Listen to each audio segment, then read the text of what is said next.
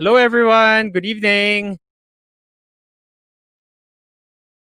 Eya. Hi Sunod Eya. ng walang curfew. Usapang hindi lockdown. Welcome to Quarantalk. Happy Friday everyone. Hi Eya. Yes, it's a Friday. Hi, Jules. It's another night, it's another day. Pero syempre, sisimulan natin ang ating chikahan with some updates on the latest news.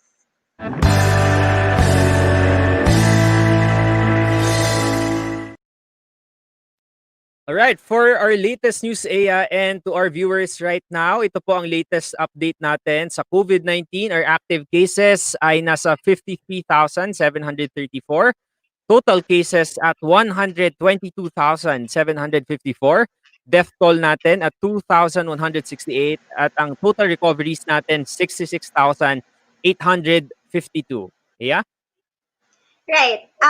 For today po, 3,379 new confirmed cases ang nadagdag dyan and 24 deaths were reported plus 96 patients who have recovered.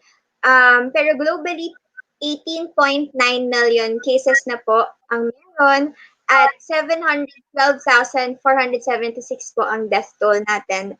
But we have 11.48 million recoveries naman din. Jules. Yan. So ito po ang latest natin pagdating sa COVID. Pero still on the COVID update, of course. I think this was yesterday, Eya, no? So ang ating government ay naglabas naman ng kanilang master plan.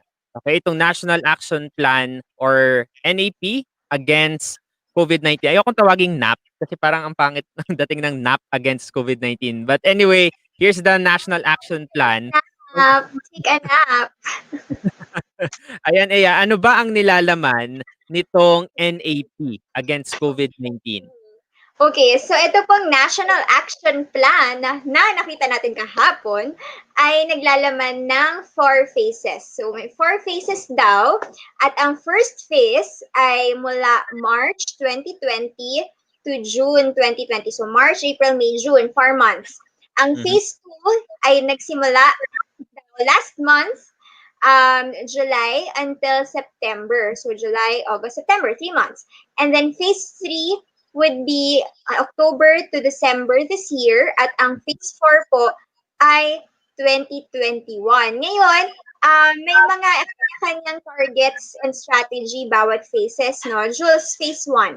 Yeah, ang phase 1 natin, it's focused on containment and prevention of the virus through strict community quarantine. So yun yung nag-ECQ tayo. Basic service delivery also. Tapos, nung matatapos na raw yung phase 1, yung end state na mismo, so this was around June, we have ideally prevented and contained the spread of COVID-19. I'm not sure about that, pero mitigated social, economic, and security impact.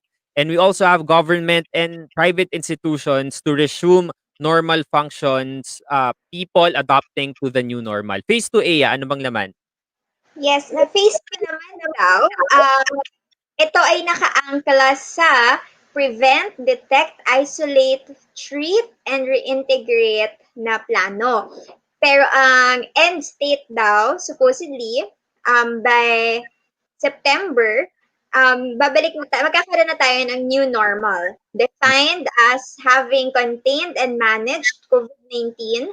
Also, the public should be well-informed and supposedly compliant sa minimum health standards ang public, ang communities, and that the communities are adaptive and resilient. Yan daw dapat ang end state ng ating phase 2. And also, in addition, the economy should have recovered and is stable by September. That's the end state stated on that National Action Plan. Ang tanong, Jules, doon sa key performance indicators na matatawag natin for the end state supposedly ng phase 1, na-achieve ba? Na by June, tayo ba ay nagkaroon ng contained spread of the virus? Nagkaroon ba tayo ng, na-deliver ba ang basic services by end of June before tayo pumasok sa supposedly phase 2? Right. Kasi kung results-oriented, supposedly, di ba ganun naman talaga dapat, kung ima-match mo yung number of cases, COVID cases as to this strategy, hindi medyo, malaki yung mismatch, 'di ba? So let's see how this plan will be adjusted to the current numbers that we have. Especially yesterday or the other day, nilabas naman yung GDP at inamin nga ng palasyo na bumagsak talaga ekonomiya natin. This is the lowest so far since the late 80s. Kaya tingnan natin kung paano i-adjust itong phases na 'to. Okay. Mm. Yes, Ea? And oo. Supposedly din, ang sinasabi naman ng ibang officials ng government ay natural lang na magkaroon ng downward ng dip sa economy dahil it's bound to bounce back and it's bound to recover. And of course, when you're down, there's no way but up, right? But it's a question of when will it happen. If the GDP is down now, when is it gonna be back up again? And kailan mararamdaman ng basic sectors itong pagbaba ng ekonomiyang to? They say That's a that very good question. we have a robust economy before the pandemic started and that we have high credit ratings and we are trusted by other institutions and governments to lend to the Philippines for COVID-19 aid. But how will it trickle down to the masses and the general public? I think that is also the question. And to add to that, Jules, if you'd notice, kung babasihan natin tong National Action Plan na to, hihintayin natin na makita natin kung ano ba yung end state. Kung ma-achieve ba natin itong new normal as described sa National Action Plan by the end of phase 2, which would be on in September. Right. Basically, what we're talking about here is as regards the economic performance of the country, we're talking about the potential effect of the recession in the country. So right now, our countrymen are anxious about the COVID-19 response, but we're yet to see the result of this recession. So hopefully, na yung sinasabi nga ng DOF na we have stable economic policies before pre-pandemic. Tingnan natin kung masasalba nga ba at hindi makakaapekto sa ordinaryong masa itong recession na to. All right, now we proceed to our next part where we talk about the trending topics so far.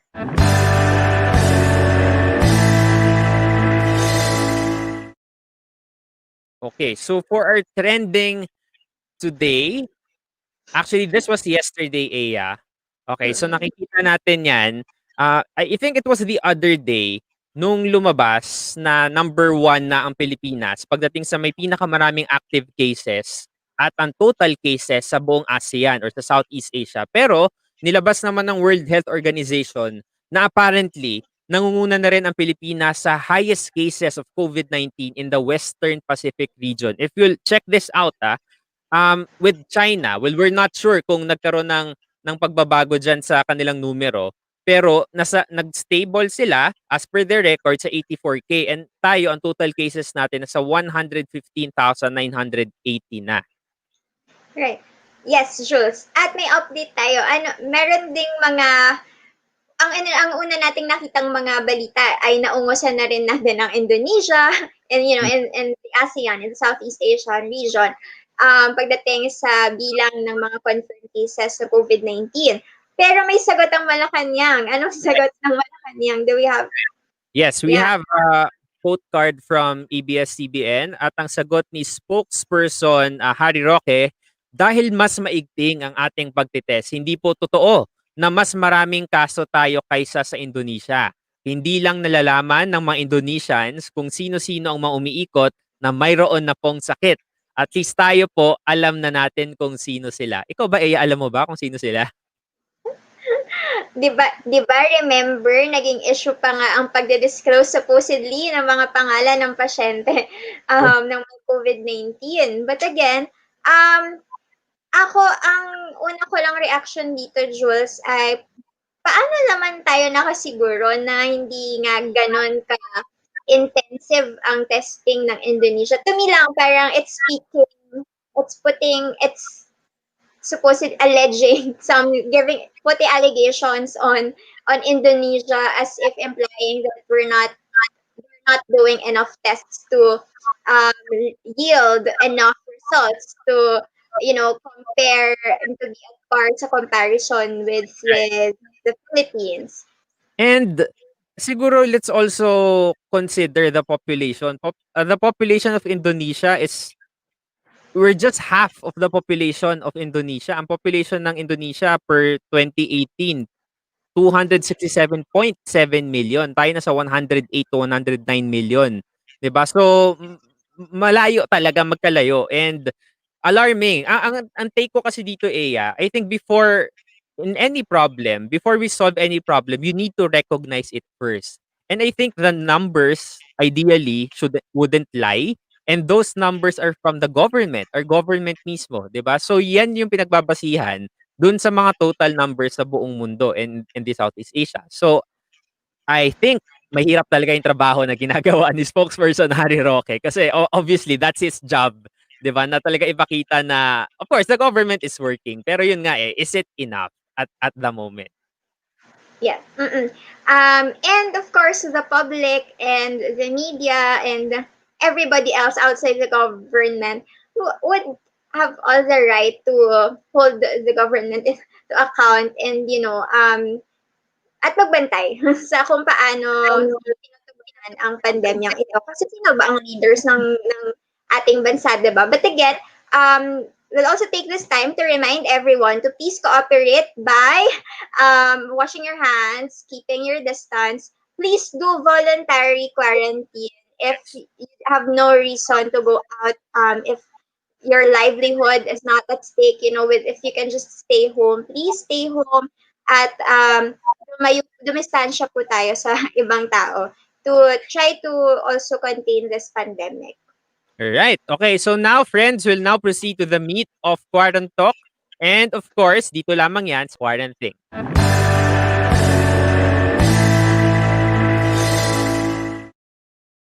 Okay, ang ating pinakatampok na pag-uusapan ngayong gabi, it's a Partner Friday. So every Friday, we try to partner with different organizations and feature their initiatives.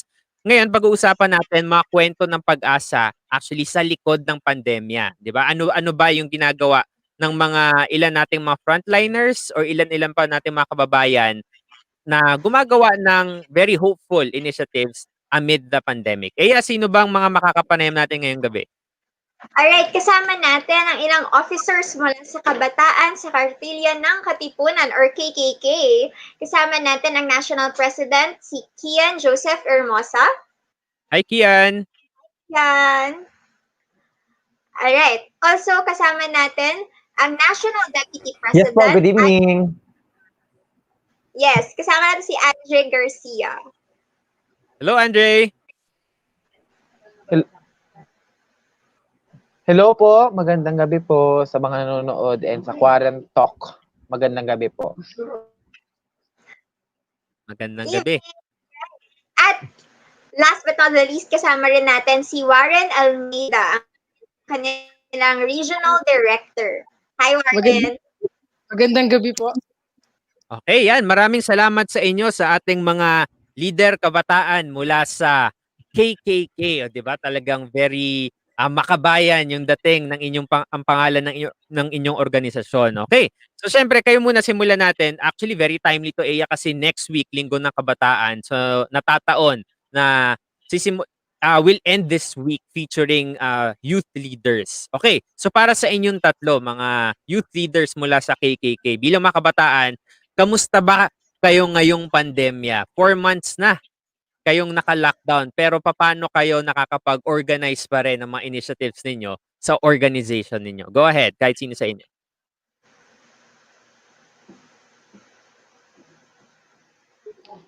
Iyan po, isang mapagpalang gabi po muli sa mga nanonood po sa ating live ngayon sa QuaranTalk Media. Isang mapagpalang gabi po. So ngayon pong pandemya, syempre hindi naman po natin inaasahan po ang mga pangyayari po ngayon. Ang una lang po nating alam ay meron tayong quarantine for 1 month. Then suddenly tumagal-tagal na siya at ngayon nga hanggang ngayon nga ay naka-quarantine pa rin tayo. At yun nga po sa ating pong pagtagal sa quarantine ay nagpapasalamat din po natin. Sabi nga po nila, sa lahat ng bagay may mga positibong mangyayari. At siguro po nakikita po namin na ang positibo pong nangyari dito ay ang pagbuo po or pagsisimula ng aming organisasyon. Ito po ay formal na nagsimula noong April 19, 2020.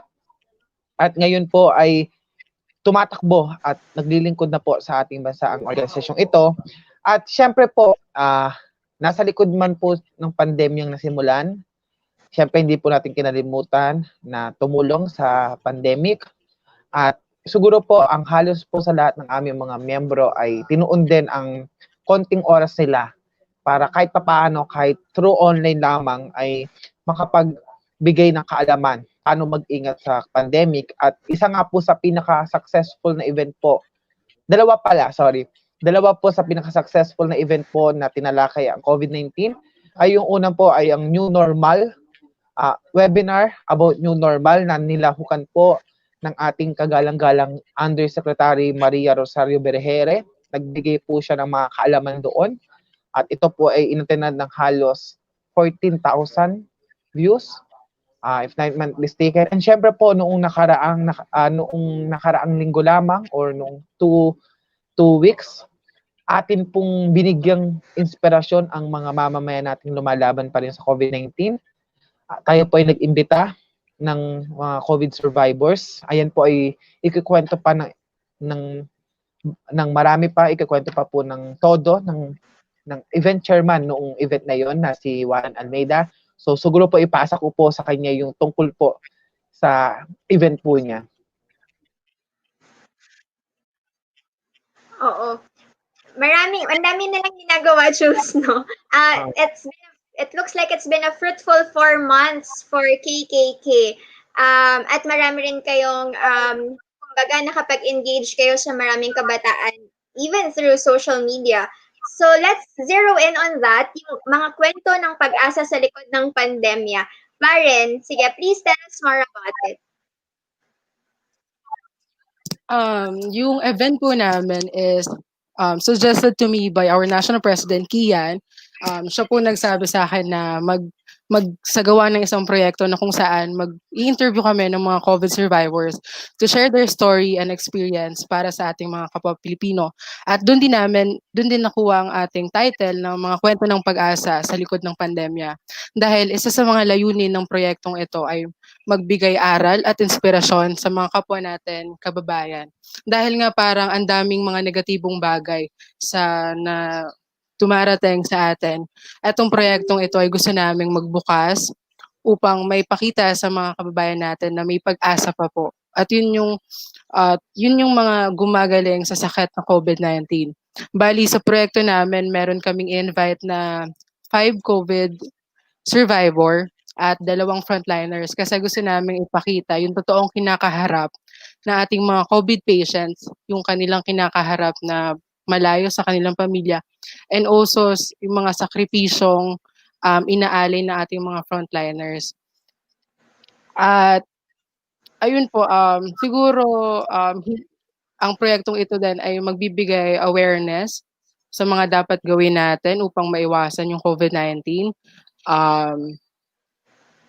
Magbigay aral at inspirasyon, ganun po. Okay, salamat sa iyo, Warren. Sige, since nabanggit mo na itong mga frontliners natin, baka pwede niyong ibahagi kung ano yung kwento na ibinahagi nila doon sa inyong online project. Anong klaseng inspirasyon yung ibinigay nitong mga frontliners na tinatawag nga nating real-life heroes ngayon dahil sila yung nasa frontlines talaga, literal. Ano yung kwento na ibinahagi ng ating mga frontliners? Sige, ikaw naman, Kian, yung National President ng KKK.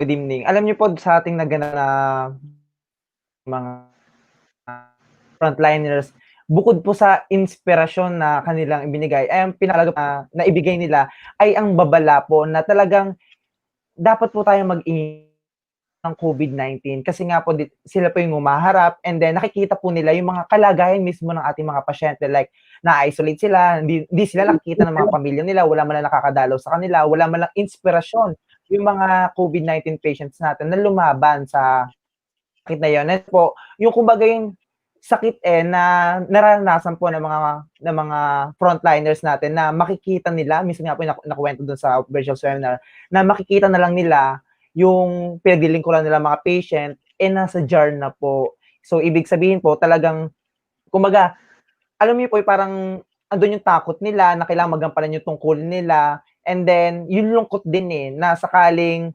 baka pumanaw tong patient na to, and then, jar na lang di na nga po nakita ng mga pamilya, ang huling kita pa yung before ma-isolate, and then dadali na po sa pamilya nila ng naka-jar na po. So, bukod sa inspirasyon, isa po talaga mga babala sa atin lahat, na ito pong COVID-19 ay hindi biro. So, dapat lagi po tayong mag-ingat, and then, always pray. Wala pong masama kung mag-pray lagi tayo, and always seek from above na balang araw kakayanin po natin ito at matatapos din ito sa pagtutulungan ng bawat isa.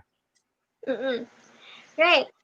You know we can just imagine what our health workers are going through. May physical, mental, psychological, emotional strain sa kanila itong pandemic. Kaya nga, di ba, nagkaroon tayo ng some sort of a break sana para sa kanila with this modified quarantine.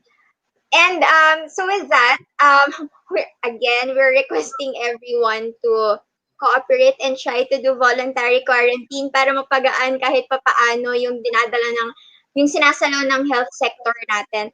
And we're grateful for youth organizations like you guys who keep highlighting these stories. Tell us more about your organization. Paano nabuo ang KKK?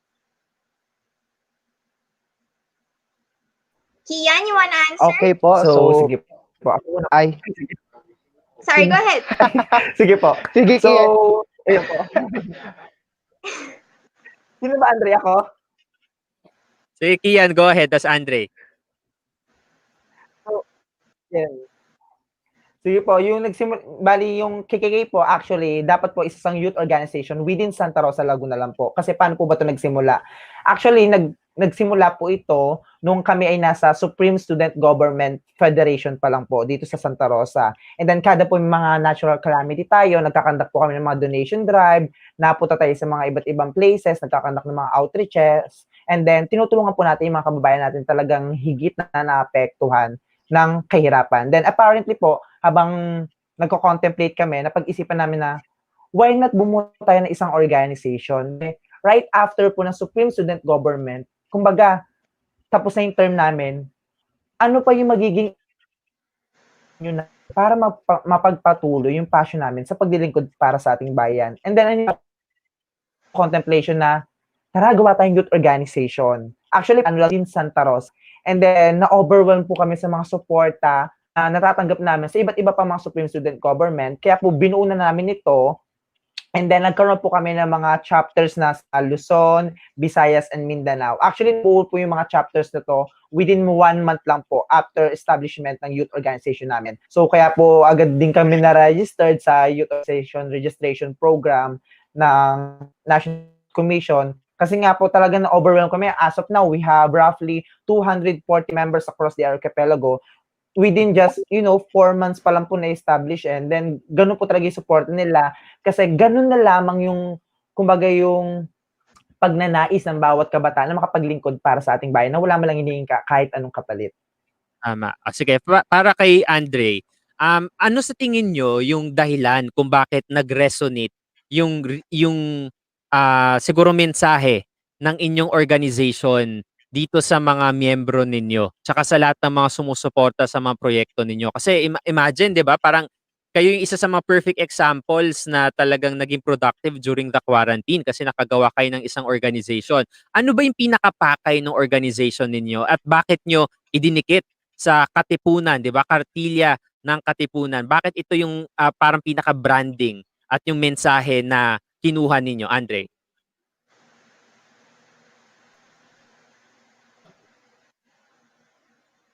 So, ang kabataan sa Kartilya ng Katipunan po ay nagnanais po na paunlarin ang leadership skills ng mga kabataan dahil kami nga po ay nanggaling sa mga Supreme Student Government Officers. So, naramdam po namin kung gaano po kahirap ang mag-lead sa loob ng school. Paano pa kaya kung ang paglilingkuran mo na ay buong bansang Pilipinas? So, isa po yun sa gusto naming paintindi sa mga kabataang leader na kunwari, SS MSG ka ngayon, tapos ka na maglingkod, ay hindi dito natatapos. Huwag mong sayangin ang iyong kaalaman na nakuha nung ikaw ay SSG officer. Huwag mong sayangin na ang experience mo nung ikaw ay SSG officer. Dahil alam namin na mahirap, pero it takes time naman po eh. Kahit mahirap, pag gusto natin, magagawa natin. Second po, una po leadership formation. Second po is yung pagpapatupad po ng Sustainable Development Goals. Bakit nga po namin napili ang Sustainable Development Goals? Naintindihan po namin ang layunin ng Sustainable Development Goals na ito po ay makakatulong at kaya po itong gawin ng isang normal na kabataan or organization, na youth organization, at ito po ay makakatulong po sa ating bansa para po sa progreso. Third po, natanong nyo po kung bakit po natin dinikit po ito sa Kartilya ng Katipunan. Para po sa ating mga manonood at para po sa mga hindi po nakakaalam, meron po tayong 14 na aral ng Kartilya ng Katipunan. At kung ito po ay ating masusunod, kung ito po ay ating gagawin, ay hindi naman po ito limutan ko yung word. Hindi naman po ito mag-e-epekto ng isang negatibong revolusyon. Pero ito po ay magkakaroon ng isang produktibong kabataan. Ito po ay magkakaroon ng isang kabataang marunong magmahal sa kanyang bayan. Ito po ay magkakaroon ng isang kabataan. Hindi lang po sa kabataan, ine-example ko lang po sa kabataan. Ito po ay magkakaroon ng isang taong kayang pahalagahan ang oras, kayang pahalagahan ang effort ng isang tao, kayang pahalagahan ang mga ginagawa ng ibang tao para sa bayan, para sa kanya. Kung inyo pong babasahin ang Kartilya ng Katipunan, pag po ito ay sinapuso at sinaisip ng bawat isang Pilipino, ay magkakaroon po tayo ng isang magandang bansa. Kaya po, nakaangkala po ito, kabataan sa Kartilya ng Katipunan. Ibig sabihin po, lahat po ng nasa organisasyon po, lahat po ng kabataan ay hinihilit namin na gawin na isa puso at isa isip ang lahat po ng nasa Kartilya ng ang aral ng Kartilya ng Katipunan upang sa gayon po ay maipagmalaki po natin na ang bansang Pilipinas angat ang kabataan. Second po, kaya din po namin inangkla sa Kartilya ng Katipunan. Ang Kartilya po ng Katipunan ay isang mahalagang history o kasaysayan na dapat natin isaisip at huwag kalimutan. At syempre po, kami naman po organization, nandito na po kami, magdi-dream na po kami ng mataas. So, ine-expect po namin at pinipilit po namin na kami po ay pupunta sa iba't ibang bansa upang i-representa po ang kabataan sa Kartilya ng Katipunan at lalong-lalo na po ang history ng ating bansa at parang kahit nasa ibang bansa kami, pag tinatawag po ang kabataan sa Kartilya ng Katipunan, hindi lang po organization ang nakikita, kundi nakikita po ang kagandahan ng kasaysayan ng Pilipinas at syempre nakikita po ang ugali ng isang Pilipino. Very promising, no? Tsaka maganda yung sa organization, naka-angkla sa history and nationalism, yung principles of this youth organization. But with that, what's next for you guys? Ano nga abangan ng mga kabataan mula sa KKK? Warren, you wanna start? Siguro, short introduction. Magkakaroon ng Youth Week mamaya tuloy. Next week na kung saan pinangungunahan ng ating National Deputy President. Kaya hahayaan ko na pong si Andre na po yung magkwento, mag-explain ng mga mangyari po sa ating Youth Week 2020. Andre? Go, Andre. Yes po, thank you very much, Warren. Si Warren din po ay katulong at si Kian po ay katulong po sa ating paghahanda. Siyempre, ayaw naman po, masyado pong pahabol itong dalawang to, hindi po agad sinabi. Katulong po sila sa paghahanda po ng ating Youth Week. Ayon po sa ating sa Sangguniang Kabataan Reform Act of 2015, ang linggo po ng kabataan ay dapat ipagdiwang ng mga organisasyon, ng mga barangay, ng mga lungsod. Kung saan po sasakto ang August 12. So kami po, malugod po naming inaanunsyo sa inyo na ang kabataan sa Kartilya ng Katipunan po ay magkakaroon ng kauna-unahang Youth Week 2020 na may pamagat na Be the One. Bakit po Be the One ang pamagat po nun? Ay i-explain po yun ng ating National President. At gusto ko lang po personally pong i-announce po sa inyo na tayo po ay magkakaroon po ng iba't ibang panauhing pandangal. As of now pong ngayong oras na ito, sa Lunes po, August 10, atin po makakasama si Miss Samira Gutok and Miss Chloe Redondo. Sa August 11 po, atin po makakasama si Attorney May Azores, the Bar 2019 Top Notcher. Sa August 12 po, which is the International Youth Day, na kung saan ito po ang pinakamahalagang araw po para sa mga kabataan.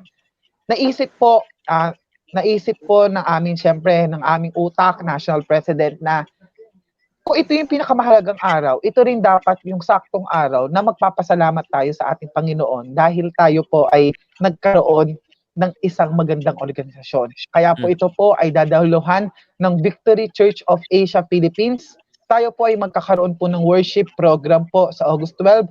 And sa mga nanonood po, samahan nyo po akong magdasal na paunlakan po ng ating ini-invite po na sure po kayo magugustuhan nyo. Nakontak ko na po ang kanyang manager. Siya po ay si Miss Angel Oxin. Hinihintay ko na lang po ang kanyang confirmation. Pero sana po, paunlakan po niya kami. Dasal po tayo sa mga gusto po makita si Angel Oxin. Magsama-sama po tayong manalangin para po mapaunlakan. And syempre po, kung may Angel Oxin po tayo sa August 12, meron naman po tayong Pia Words back sa August 13. Si Miss Pia Wurzbach po ay atin ding makakasama sa August 13. And of course po sa ating last day po ng Youth Week, August 14 po ay atin pong makakasama si Miss Tony Gonzaga and Miss Attorney Chel Jokno. Dagdag ko lang po, sa August 10 po pala ay meron din po tayong worship. Dadaluhan po ito ng Every Nation Campus. And sa August 12 po ay meron po tayong guest singer. Siya po ay si Miss Jonah Viray po ng ASAP Birit Queens. Wow, very impressive and talagang exciting para sa lahat ng mga members ng KKK at syempre sa lahat din ng mga kabataan. Talagang pwede nilang bisitahin lamang, 'di ba, yung page ninyo para makilahok sila dito sa mga online events ninyo next week, Linggo ng Kabataan. Congratulations sa inyo ha. Okay, so as we wrap up this interview, syempre most likely meron tayong mga viewers dito na baka gusto maging miyembro ng KKK o kaya gusto mag-collaborate sa inyo. Kahit kami ay galing sa 2030 Youth Force in the Philippines at talagang pwede natin i-explore yung mga possible partnerships kasi syempre mahalagang nakakasama rin kayo at nabanggit nyo yung SDGs kanina, yun naman yung iniikutan ng 2030 Youth Force. So we'll be very interested to explore. Okay, so as we end, please invite everyone to be part of the KKK. Go ahead. So, sa lahat po ng mga nanonood ng ating Quarantalk at mga kabataan sa Kartilya Katipunan, yes? Go, Kian. Go ahead. Ayun. At sa lahat po ng kabataan sa anumang sulok ng Pilipinas, inibitahan po namin kayo na maging kabahagi ng ating organisasyon, ang Kabataan sa Kartilya ng Katipunan. Actually po, yung application form ay naka-pin post po dapat sa ating page. Then, apparently po, di ba, magkakaroon tayong Youth Week, iniba po muna namin yung pin post. Pero, pwede po kayo mag-message sa official Facebook page natin. Nang sa ganun po, ay kayo ay mabigyan namin mismo ng application form. And then, yun nga po, iniimbitahan namin kayo sa Be The One. Bakit po Be The One? Dahil ang bawat isa po sa atin ay may magagawa. Dahil ito pong kinakandak nating Youth Week ay hindi lang po simpleng selebrasyon ng Linggo ng Kabataan. Dahil Be The One, magkakaroon po tayo ng donation drive kung saan ito po ay registered under DSWD and ang lahat po na malilikom nating pondo at donasyon ay gagamitin po natin for COVID-19 response, for relief operations, distance learning, at pambili po ng mga PPEs na kailangan po ngayon ng ating mga frontliners. Also po, sa mga gusto makipag-collaborate, madali lang po, just email isangkabataan@gmail.com.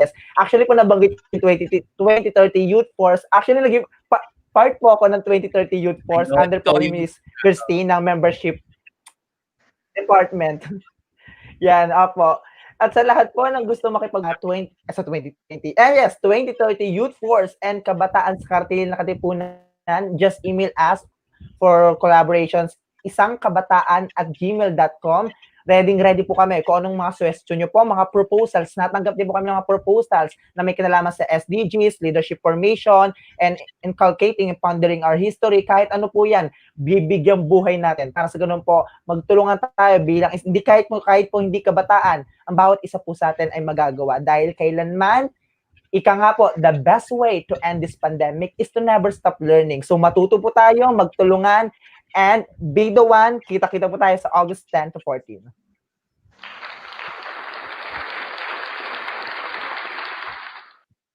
Thank you so much. Sobrang nakaka-inspire kayong mga kabataan kayo. Kasi alam mo, Eya, di ba, itong pandemic minsan parang nakakalungkot na lang. Parang gusto mo na lang mahiga sa kama kasi hindi mo na alam kung kailan matatapos. Pero meron tayong mga kabataan na tulad ng KKK na talagang ginagamit nila yung youthful energies nila para maging productive. Eya? That's true. At sinusuportahan din sila ng marami nilang friends on Facebook na nagko-comment. Ayan, nakikita niyo yun sa inyong screen. And again, maraming salamat, Kian, Andre, and Warren for joining us this evening. Maraming salamat. And we're excited for your organization. Thank you so much. Thank you. Thank you Manunod po. kami sa mga events nyo. Maraming salamat. Maraming salamat po. Maraming salamat po. Mabuhay po tayong lahat. Buhay din kayo. Salamat. Okay, ayan po. Muli, nakapanayam natin ang ilan sa mga leader kabataan ng KKK. Nakakatuwa, no? Very inspiring and motivating itong energy ng KKK. At April lang sila nagsimula. Wow, super impressive. Sa gitna ng pandemya, nagsisimula at sumisibol yung mga bagong movement. And it's inspiring to see, isn't it inspiring when you see more young people who are just really doing their best in this trying circumstances and doing what they can. And Yes. actually, they're able to reach thousands of young people online and even enlist the support of some True. of the most inspiring celebrities and personalities Yeah. today. Right? So that's pretty much impressive and I'm excited for them. All right, so Jules, up next, pag-usapan natin kung ano naman ang pwedeng maiambag natin ng ating viewers sa COVID-19 response.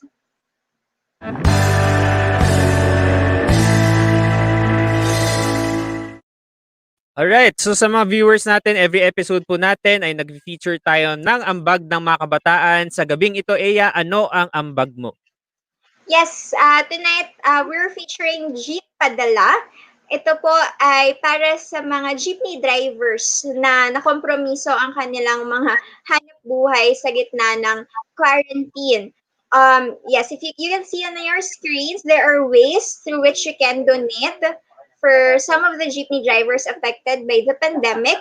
But also, kaya siya Jeepadala because they're also offering delivery service, and there's also a list of donation drives and fundraising efforts for affected jeepney drivers from different parts of the country. Just go to their Facebook page, Jeepadala, Jeepadala. Makikita niyo yan. Ilat-flash din natin sa screen. So there, ito po ay sa pagtutulungan ng Jeepadala ng When in Manila 2030 Youth Force in the Philippines. There. So again, it's Jeepadala po on Facebook. Alright, ayan po. Diyan po nagtatapos ang ating talakayan ngayong gabi. Maraming salamat po sa pagsama sa amin buong linggo dito po sa QuaranTalk Media mula sa The Main Agenda, mula sa Throwback sa Isayan. Kagabi po, nilaunch na rin natin bago nating show, Inuman with Thais and Rafi. At ayan po, marami pa po kami mga sorpresa sa susunod. Eya? Yes, so kita-kita ulit tayo dun sa daldalang walang curfew. Kapag di nala-lockdown, ito po ang QuaranTalk. Yes, follow us on Facebook, facebook.com/QuaranTalk Media, and subscribe to our YouTube channel, QuaranTalk Media. Follow me on Twitter and Instagram, Jules Guiang. I'm on Twitter at Ea_Antonio and on Instagram at Ea Antonio. Maraming salamat and have a great weekend. Bye!